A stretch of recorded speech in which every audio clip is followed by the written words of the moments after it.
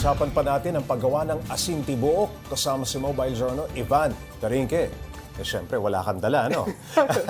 Una muna, bakit asin tibuok ang tawag dito? Ano ba ibig sabihin ito? Pops J, sa wikang Cebuano kasi, no? Ang asin tibuok literally means salt na buo. No? Buong salt. So, may kita naman natin yung itsura pa lang talaga niya. Isang buong bilog.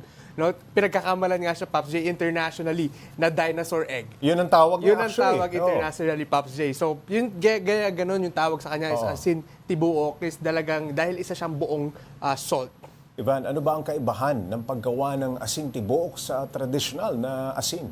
Pops J, yung paggawa kasi ng asin tibuok, no, 3 to 4 months. No, ganun kahaba yung paggawa. Sa ordinaryong asin, Sa ordinaryo asing Pops J, parang 2 to 1 week, 2 to 2 weeks, ganun okay, na. ganun kabilis, No? oo. Pero ito kasi Pops J, no, meron kasi nga silang tinatawag na binababad kasi nila yung mga coconut husk. Okay. No? Pagkababad nun, Pops J, ay yun nga, papausukan or susunugin nila. lulutuin. Lulutuin nila hanggang maging ash ito, Pops J. Tapos, filteran yun ng seawater.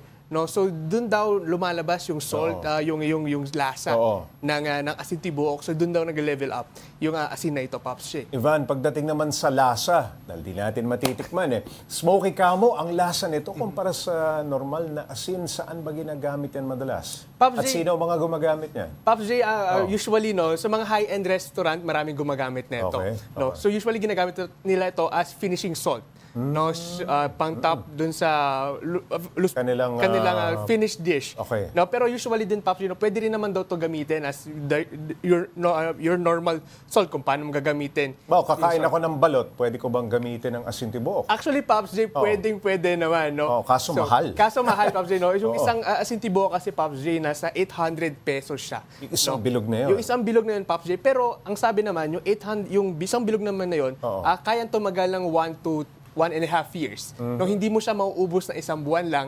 So, parang yung ganun niya, Pops J, no? Yung 800 pesos na yun, it will last you a long time, no, Pops J? Paano raw ba, Ivan, naguhugis itlog yung asin tibuok? Actually, Pops J, Sinasadya ba yun? O talagang yun talaga lumalabas na korte? Pops J, ang pagluto kasi ng asin tibuok, meron siyang clay sa ilalim. So, yun yung magiging mold. No? So, habang yung tubig, yung brine na nasala, na nakasama yung ashes, ilalagay doon sa mga mix. Pour doon sa mold. Clay mold, no, Pops J?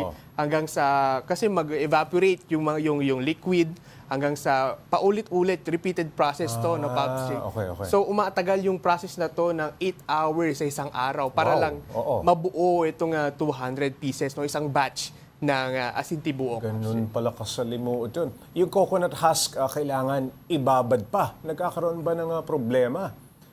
Itong sila Father Chris kapag ginagawa nila ito? Actually, Pops J, ang main challenge talaga sa pagtitibuok ay sa paggawa ng asin tibuok ay yung panahon. No? Pag maulan daw, nahihirapan talaga sila. Hindi nabubuo. Tama ka dyan, Pops J. Hindi na pa-process ng maayos. Hindi pwedeng buhaghag, no? Hindi pwede, Pops J, no? So, yun talaga yung main challenge nila, lalo nga ngayong gantong panahon. Correct, no? May nahihirapan talaga sa pagbuo ng asin tibuok, kaya usually, iilan lang yung kanilang nabubuo, no? So, yung 200 na yun, Pops J, minsan nga, hindi pa yun lahat nabubuo. No? So, may ganong types of challenges, Pops J, sa paggawa nitong asin tibuok na to.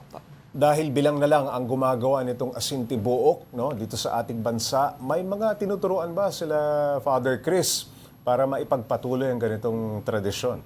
Gaano ba katanda na itong tradisyon na ito? May 100 years na ba? Actually, Pops J, more than, sabi, ang kwento kasi sa akin, pinakwento ko, Spanish era pa daw, bago pa daw dumating yung mga ganun Spanish katagal, dito, gumagawa na daw talaga ng asin tibuok yung mga taga-Bohol. No? So, ganun na talaga katanda. Katanda, oo. Or katradisyonal yung history, or may history ito nga paggawa ng asin tibuok, no, Pops J, no? At ito nga ang kanilang asinan, no, Pops J, pasa-pasa talaga. No? So, from kanununuan nila hanggang sa ngayon, Ayun. ganun ang nagiging pasahan ng paggawa ng asin tibuok. So, yun nga yung target nila ngayon, Pops Gino, sa mga susunod na henerasyon. Ma-educate sila. Ay mapasa din naman dun sa susunod na generation, Pops G. May ginagawa ba ang ating pamahalaan, Ivan, para mapanatili ang ganitong tradisyon ng paggagawa ng asin tibuok? Actually, Pops G, nasa UNESCO, na parte na siya ng list no, sa UNESCO kung saan they're trying to preserve yung ganitong tradition dito sa Pilipinas dahil nga is itong process ng paggawa ng asin na ito, dito lang naman sa Pilipinas talaga Oo. makikita, no? So they're trying it na nagagawa sila ng advocacy na ipinapaalam nila sa mundo na may ganitong klaseng salt making dito sa Pilipinas, artisan salt making dito sa Oo. Pilipinas. No, kaya nga Pops J, maraming mga international chefs, maraming iba't ibang marami sila actually customer internationally, no, dahil sa ganitong advocacy. Ini-export. Ano? Tama ka dyan, Pops J. Alright, maraming salamat Mobile Journal, Ivan Tarinque.